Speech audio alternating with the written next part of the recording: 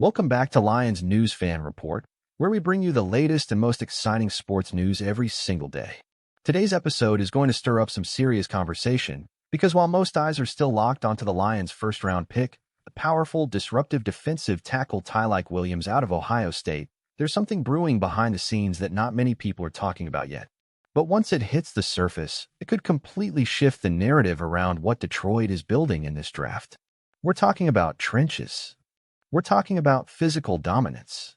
And yes, we're talking about the possibility, not a certainty, but a very real possibility that the Detroit Lions might be eyeing Tate Ratlage, the mammoth offensive guard out of Georgia, as their next big target. Now, before we dive too deep, let's acknowledge what just happened. Brad Holmes and Dan Campbell came out swinging in the first round. Instead of chasing flash, they locked in a player who brings raw power to the defensive interior. Tate Williams wasn't just a good pick. He was a statement, a declaration that Detroit is doubling down on physicality, toughness, and winning the battle at the line of scrimmage. That pick alone was enough to get fans hyped. But here's where it gets really interesting. Because while everyone's focused on the front seven defensively, not enough people are asking the right question. What's happening on the other side of the ball? What's the long-term plan for protecting Jared Goff, or whoever takes the reins after him, as this offense continues to evolve? What happens when you have a chance to land a true blue-chip interior lineman, one who's been forged in the SEC, one who has championship DNA, and one who might just fall into your range on day two? That's where Tate Ratlage comes in. At 6 feet 6 inches, 315 pounds, Ratlage was the heart and soul of that Georgia offensive line, the same unit that powered back-to-back national championships and kept the pocket clean for multiple quarterbacks. He's a mauler in the run game, he's quick with his hands, and most importantly, he plays with a nasty streak that Campbell would absolutely love. You want to talk about culture fit? Tate Ratlage is that guy. He doesn't just play football. He imposes his will. And now let's look at the situation Detroit is in. The Lions currently hold the 60th pick in the second round and the 102nd in the third. That gives them some flexibility. But we also heard Brad Holmes say something that raised a few eyebrows, and maybe hinted at something more. He said, and I quote, "There are still some really good players worth moving up for. If I wake up and feel it, and if Dan feels it too, then maybe we make something happen." Could Tate Ratlage be one of those players Holmes was thinking about when he said that? Could the Lions be quietly positioning themselves to make a move up in the second round, not for a flashy skill position guy, but for another trench warrior? Think about it. With Jonah Jackson now in Los Angeles, there's a real question about long-term stability at the guard position. Sure, the Lions have depth, and yes, they built a strong line, but this team is trying to build something sustainable, something dominant. You don't just want average guys filling gaps. You want tone setters. You want leaders. You want players who can grow into foundational pieces for the next 5, 10, even 15 years. And you know what? Ratlage fits that bill. Now, no official reports have linked Ratlage to the Lions.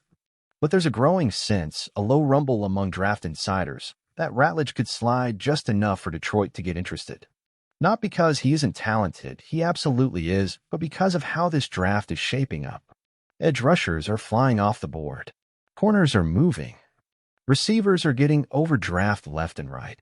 And that creates a pocket, a window for a guy like Ratlage to be there between picks 35 and 50.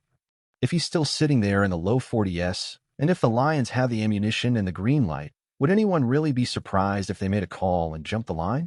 Could this be why Holmes was so cryptic? Could this be the kind of calculated aggression that separates a good GM from a great one? And from a team-building perspective, it makes perfect sense.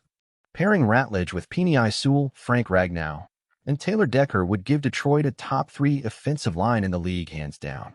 That kind of unit opens everything up for Montgomery, for Gibbs, for Goff, for whoever plays quarterback in the future. It changes the ceiling of the offense completely. Some fans are already speculating online. Reddit threads have popped up in the last 24 hours saying things like Ratlage would be the perfect Dan Campbell guy, or if we take Ratlage at 45, I'm buying my Super Bowl tickets early. Obviously, that's a little tongue-in-cheek, but it shows you where the fan base is mentally. People are starting to connect the dots. And there's another layer here. This coaching staff knows how to develop linemen. They've shown they can take young talent and mold it. If Ratlage comes into this system, with this culture, under the tutelage of this O-line room, You might be looking at a future All-Pro. Now, let's entertain a few scenarios. Suppose Ratlage does fall to 50. The Lions are at 60. Do they risk waiting? Or do they flip one of their thirds, or even a future pick, to move up and grab him? It wouldn't take a massive leap, just a few spots. And it might make the difference between securing a plug-and-play future star or missing out entirely. Alternatively, could Holmes be thinking even bigger? Could Detroit package the 60th and 102nd picks to jump into the top 40 and go get both their day 2 targets in one swoop, a defender and a lineman? There's a world where this all lines up. A world where Detroit walks away from this draft with Tyreek Williams, JT Tumalo, or Chris Braswell on defense, and Tate Ratlage on the offensive line. That's the kind of draft class that transforms a team, not just fills needs. But of course, nothing is guaranteed. Draft night is chaos. Teams get antsy. Boards collapse. Players rise and fall for reasons we can't always predict. But the possibility, just the possibility, that Ratlage could be in play for Detroit, that's enough to keep us glued to our screens on day 2. So now we turn it over to you. What do you think about all this? Should the Lions go after Tate Ratlage if he starts to slip? Is he worth packaging picks for? Or would you rather stay put and let the board come to us? Personally, I think the idea of landing a tone-setting offensive lineman from Georgia, a guy with big game experience and elite upside, is exactly the kind of move that could put Detroit over the top. And let's be honest, we're this close to something special. The right draft class could make all the difference.